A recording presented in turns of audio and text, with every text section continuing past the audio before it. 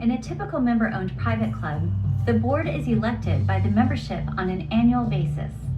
Each board member serves a specific term or number of years. Each year, a certain percentage of the board cycles off the board and new board members are elected. For example, if there are 9 total board members on the board, 3 of them would be rotated out annually with an election. Many clubs allow board members to serve multiple terms.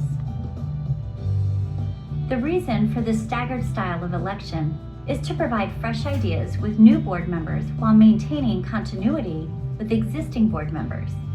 Ideally, the club will find a balance between board members serving multiple terms, which runs the risk of them becoming stagnant and turning the board over with all new members every year.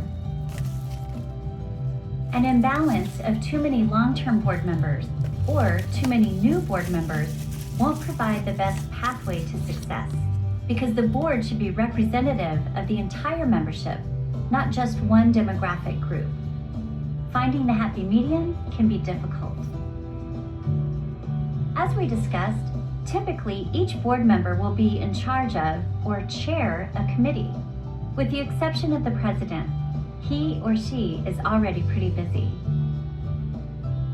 Board meetings are usually held monthly. During this meeting, each board member reports on the actions of their respective committees. The most successful club boards focus on strategic issues and allow the day-to-day operations to be handled by the general manager or COO and their staff.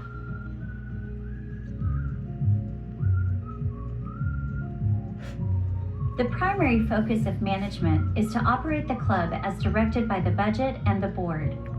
Management is responsible for executing the strategic initiatives of the board and provide feedback to the board from the members. Management is in a difficult and unique position of balancing the needs of many constituents: the board, committee members, the general membership, club employees, and the club as its own entity. Sometimes, management will need to make a decision that is in the best interest of one particular group, which may not be well received by other groups. Ideally, the most crucial club decisions are supported by all groups. An example of such a decision would be a construction project. A large-scale remodel of a building should have buy-in from the majority of the members. Something this big may also require a membership vote, depending on the club's bylaws. The desire to expand or reduce an amenity like pool operations, or the necessity of canceling an established event like New Year's Eve party, should have buy-in from the majority of the members, because it will probably affect most of them.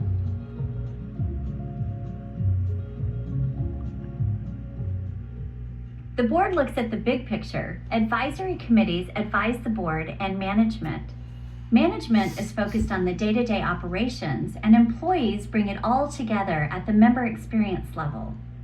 Employees are the key component to the successful club operation, but really don't have a role within club governance.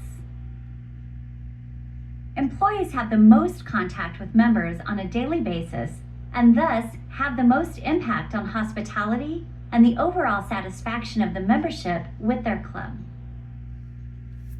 The responsibility of the employees within a club is to deliver exemplary service to the members.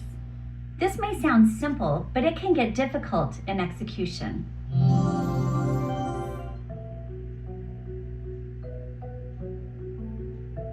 When all the levels of the pyramid are working in unison, a club can accomplish great things.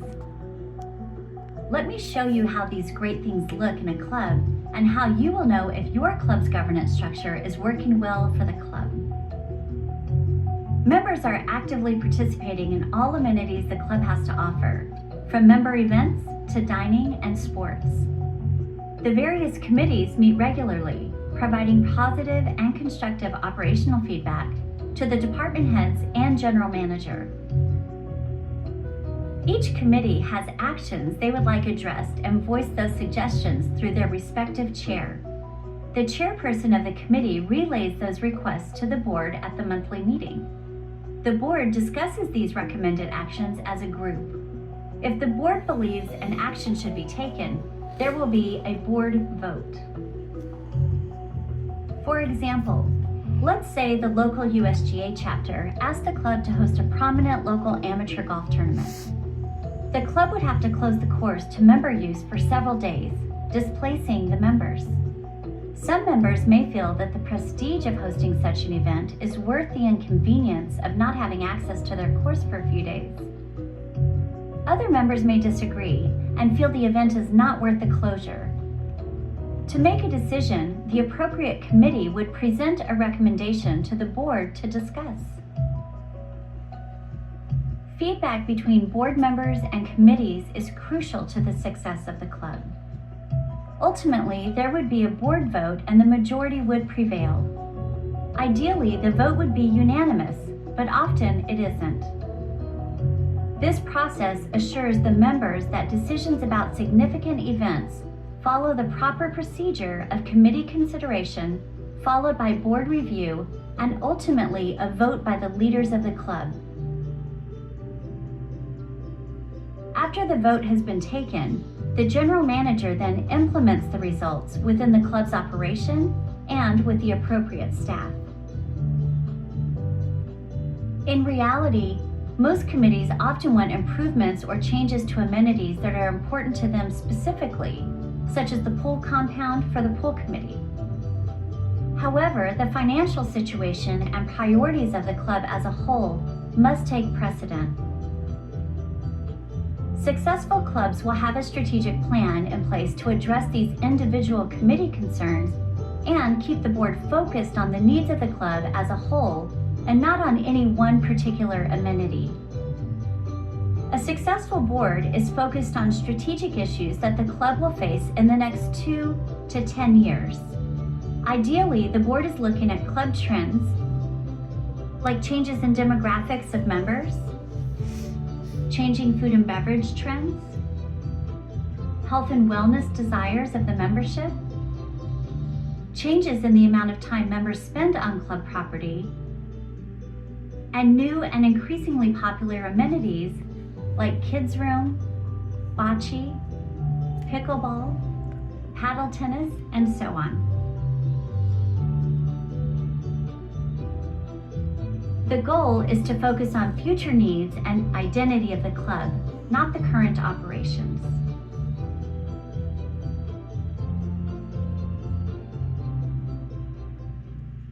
Another quick chapter. I'll see you in the next one.